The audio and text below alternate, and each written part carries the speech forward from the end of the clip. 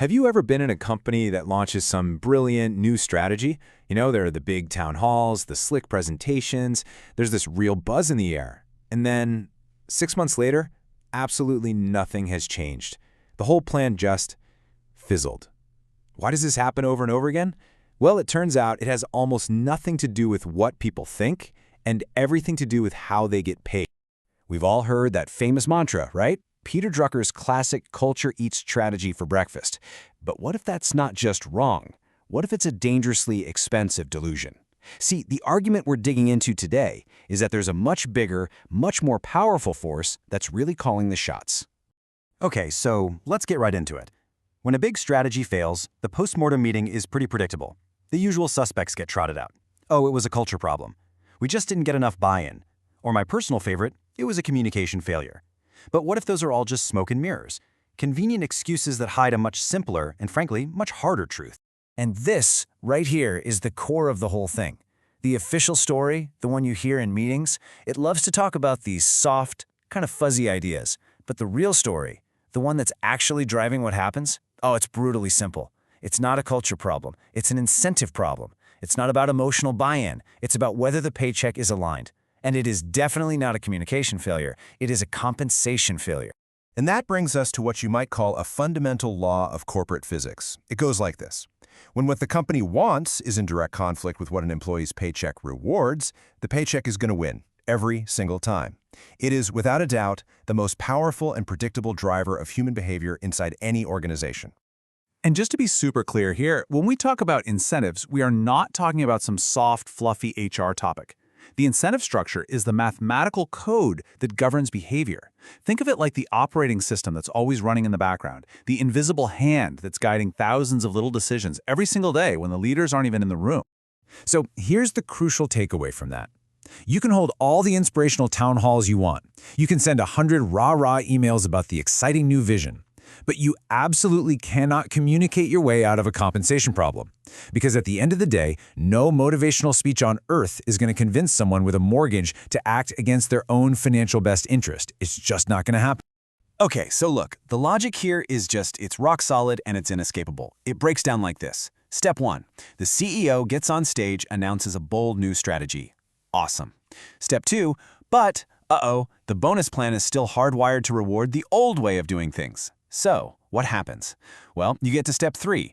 The employee, being a rational human being, makes the only logical choice. They stick with the old behavior that actually gets them paid. See? This isn't them being stubborn or insubordinate, it's them being perfectly rational. And this conflict, it doesn't just lead to the new plan stalling out.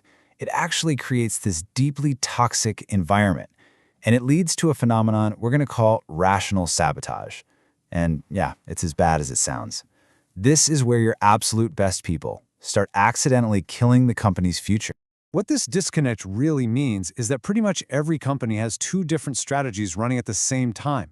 You've got the official strategy. That's the one in the glossy PowerPoints for the board meetings, full of buzzwords like long-term innovation.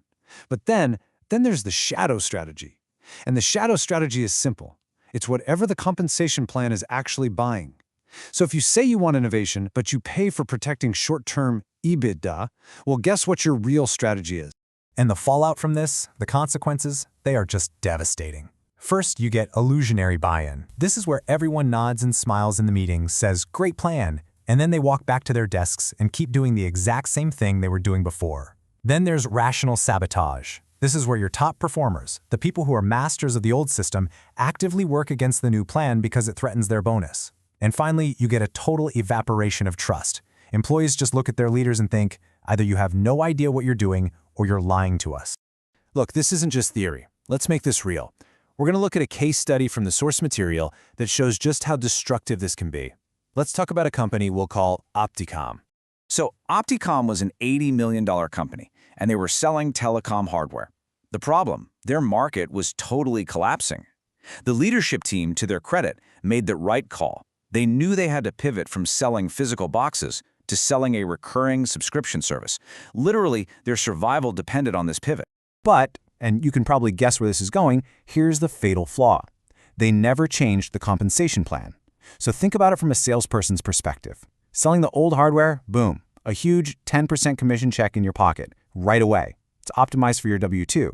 But selling the new subscription service, that got you a tiny little commission paid out over time. It was optimized for the company's future, sure, but it was absolutely terrible for a salesperson's immediate mortgage payment. So, the company launches its big Year of Service initiative. There are town halls, retraining sessions, new marketing materials, the whole shebang. So after 6 months of this massive strategic push, how many of those shiny new subscription contracts do you think they signed? Any guesses? The answer is 2. Just 2. And this quote just says it all, doesn't it? The strategy didn't fail because the idea was bad, or because the sales team was lazy. It failed because Opticom was literally paying its sales force to kill its own future. They were paying them to protect the present. Okay, so the problem is crystal clear, and it is systemic. So how do you fix it? Well, the answer requires a really fundamental shift in how leaders think. You have to stop seeing incentives as just an HR thing and start seeing them as the core governance system for the entire company. This is the big idea right here. This is the paradigm shift. Compensation isn't just about making sure people stick around or paying them fairly. No, it is the primary control mechanism you have for executing strategy. It's the steering wheel. It's the gas pedal. It is the only language that tells the entire organization with zero ambiguity what actually matters. Now, adopting this governance mindset, it takes real guts. It means that every single time you make a strategic decision, the very next question out of your mouth is, okay, how do we change the comp plan to drive this? It also means you have to be okay with the fact that some of your star performers from the old system, they might leave, and that's okay. And it means using the wallet to send a clear, powerful signal that this new direction, it's not optional, it's not a suggestion, it's the new reality. So, where does all this leave us? I think the most important thing you can do after hearing all this is to go back to your own organization and conduct a brutally honest audit of what's really going on. I want to leave you with this line from the source material because it is just so perfect. A strategy without an aligned checkbook is merely a hallucination. Think about that. It might feel real in the boardroom, it might look amazing on a slide, but if it's not backed by the checkbook, it doesn't actually exist in the real world where your people live and work. And that brings us to the final critical question you have to ask yourself and you have to ask your leadership team. Forget the mission statement on the wall for a second. Forget the list of corporate values. Just look at your compensation plans, look at the bonus structures, and ask, what is this plan really buying? Because whatever the answer to that question is, that is your real strategy.